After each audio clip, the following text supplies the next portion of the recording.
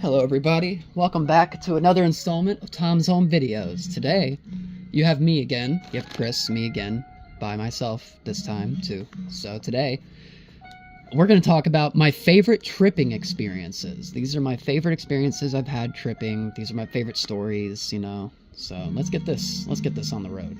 So, the first story we're going to be talking about today when it comes to my trips is honestly probably one of my first acid trip, like a year ago. So, long story short, I ended up, you know, I got some tabs from some source that I'm not going to say, but just let you know. Gamma Goblin. That's all you need to know. Look it up if you need any context as to what that is. So look that up. But I got some tabs, and it was a 7 strip. It was 7 tabs, and I was so excited because I've been wanting to try psychedelics for so long, and I finally got my hands on some acid. So, you know, I decided that I was going to go ahead and pop a tab. I just pulled off one of the tabs out of the 7 and put it on my tongue and swallowed it in about 10 minutes after. And a lot of mesmerizing things happened, guys. Very, very cool, mesmerizing things happened. I essentially was transported into this whole new world. I walked outside and I was like, what the fuck? The walls and the ground is moving and pulsating, and there's these giant patterns going across everything. It's like everything is a GIF. Have you ever seen a GIF, like a moving picture? That's exactly what everything looks like. It looks like a GIF. And it was beautiful. It was mesmerizing. It was one of my favorite experiences ever tripping, considering it was my first ever trip. And, you know, I was having so much fun, and I walked around a lot. I went to the park, and it was very fun. And it was a very, very fun, lively, great experience. Next story we're going to be talking about is my trip with Tom on acid. So that was also a very, very good trip. It was one of my favorite tripping experiences. So long story short, I guess you guys didn't really get the full context of what was going on that night, because I just posted the video not like a couple days ago even, and it was a very good video, by the way, guys. You should go watch it. But that video is like 9-10 months old now, and I'll give you some more context as to that story. So essentially, he came over and he was prepared to trip, and we took the tabs and we recorded about 24 minutes worth of footage for the video, but there was a lot more going on that you didn't see in that video. Like, oh, this is a fun part of the story. So we essentially started coming up, right? And Tom is looking at the ground, and he's like, the fucking ground is moving! And he said it in like a very, very, very loud tone, like he was surprised. It was crazy. And then later on during the night of the trip, after the clip of the you know how it says in that video where it's like the next day, like just before that, after that clip, we were outside smoking the bong, you know, getting high, smoking some weed, and I ended up, well, to put it bluntly, I looked at the camera and I was still hallucinating, and I thought that the blinking light for the camera was on. I thought I was being recorded, and I was terrified. I ran inside. I was like, dude, come on, come back inside, come inside. He's like, what? I'm like, the camera's on. He saw everything that we did. Oh my god, I'm so dead. I'm so fucking dead. And he's like, dude, you're a fucking idiot. It's not even plugged in. Yeah, I was an idiot. The camera wasn't even plugged the fuck in. Wasn't even plugged in. I'm such a moron. So I ended up calming down after that, and we went back outside and smoked some more weed, and he went to sleep in the back room on the couch. I went to my room. I was tweaking the fuck out. Oh my god, my skin felt like it was like lizard scales, and I was looking around my room and everything was rotating and moving and pulsing and changing colors, and I was tweaking, dude. I was tripping so fucking hard. I couldn't sleep until like 4 a.m. I couldn't even get to sleep until like 4 a.m. because I was scared out of my life. But it was a great experience. I wouldn't change a single thing about that experience, guys. That was a wonderful, wonderful trip. Now, the next tripping experience that I want to put a note on is the trip where Tom came over to my house again. This was not too long ago, maybe a couple months ago. Where Tom came over, and we had some penis envies, right? And we ate them, and then we ground them up into a drink and drank them too. Wow. What a fucking experience. What a crazy experience that was, because we walked through the park, and as we were continuing to walk, everything started changing. Everything started moving, pulsating, rotating. I saw faces in the road. He was looking in the woods and thought he saw something too. It was crazy. It was a wonderful experience. We went back home, and he was in the back trying to grasp reality while I was in my room screaming the lyrics to a Disturbed album. I was going ham. And he said that he heard it, and he said it sounded like I was like in a hallway, like I was miles away.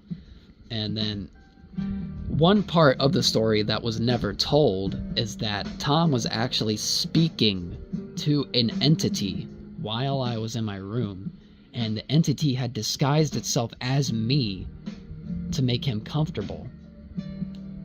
Crazy. Crazy shit, guys. I have a lot of tripping experiences and stories. Now, today, I might as well give you a bonus story since, you know, it's that time where I can give you one. So, this is a bad tripping experience that I had. This is a bad trip that I had. So, I decided to go to work. And, well, I decided to take Magic Boys at work. And you can only fucking imagine how that went. Now, granted, it was a lot better than it could have been because it was night shift. It was like 1 in the morning, so yeah, nobody was coming in. So, if anything, it could have been a lot worse. But to put it bluntly, I looked outside and I saw a giant hole in the ground, and it was hearing the screams of the damned coming out of it, and it was terrifying. It was fucking terrifying. It was one of the most terrifying tripping experiences I've ever had in my life. Use at your own risk. Use knowing the risks. There's not many risks, let's be honest, but I'm just saying that for formality things. But just know what you're doing. Don't go overboard. You got to start slow. You gotta ease your way into the higher doses. You can't just throw yourself into them like that. You need to prepare yourself for a beginner dose, and then when you're done with that beginner dose, you work your way up to a moderate dose or a medium dose. And once you've mastered the medium dose, that's only then can you start going up into the higher doses and like the heroic doses type areas. Otherwise, you're gonna fuck your shit up. You're gonna fuck your whole system up. Well, guys, yeah, I think that might be it for this video. So, you all have a great rest of your day. I'm going to continue to live my life, and I will continue to advocate for psychedelics and weed. If anybody yells at you saying weed, LSD, mushrooms, DMT, ayahuasca, all of these things, they try to say that they're dangerous for you and they'll fuck you up. Don't listen to them. They're wrong. They don't know what they're talking about. We know it's really nature's medicine after all. We live in a world, in a society where it's shameful to want to self-medicate with actual nature's medicine. They want you to take these SSRIs, these opiates and whatnot, but they don't really help. They don't fix the problem. They just cover it up. Not even with a good cover-up either. It's like covering something up with a transparent blanket. the second that blanket comes off, it's immediately fucking game time for those mental demons to come right back and punching you. While psychedelics and weed actually help manage it. It beats that demon down into the fucking dirt. It shoves its face in there. Basically tells it to fuck off for a while. It really helps. So guys, I'll say it one more time.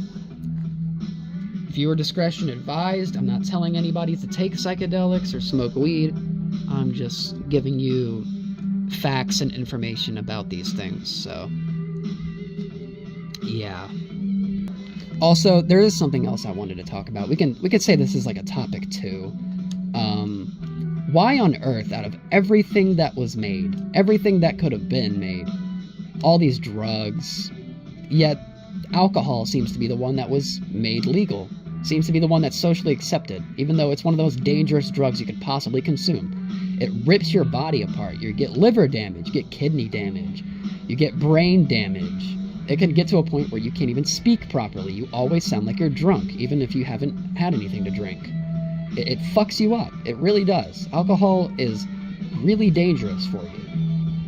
And I'm not going to lie to you. Sometimes I get the occasional drink. I go to the store and get a Mike's Hard Lemonade sometimes. But I don't get that very often. Because I'd rather smoke weed. I'd rather take LSD or shrooms or DMT. Because they actually help me. They do a lot for me. Alcohol does nothing for me. All it does is give you temporary bliss. And then you're fucked up the entire next day.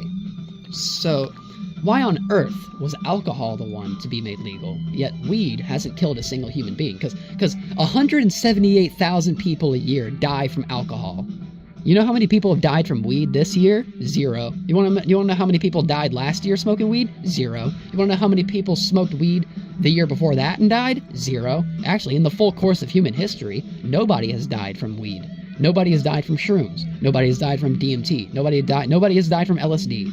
And if people do say that someone they know died of LSD, it wasn't LSD. It was NBOME, also known as N-bomb. It's a variant of LSD, but it's actually fatal for you. It can kill you.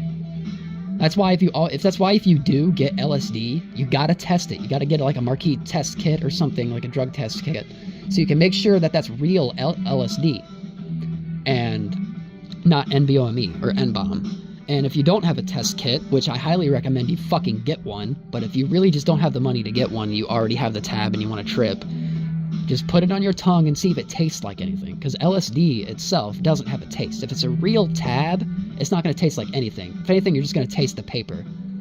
If it starts to taste bitter or your tongue goes numb, then that itself is a key sign that that's not real LSD. That's probably NBOME. So you spit that out immediately. This is the one circumstance where spitters definitely are not quitters. Well, guys, I think that might be it for this video. I've rambled on for far enough. I've taken enough of your time today. So take care of yourselves, everyone.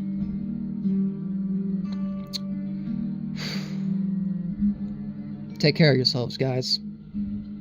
We live in a sick, evil world. I think it's about time we start focusing on ourselves now. Well, this is Chris from Tom's Home Videos, signing off.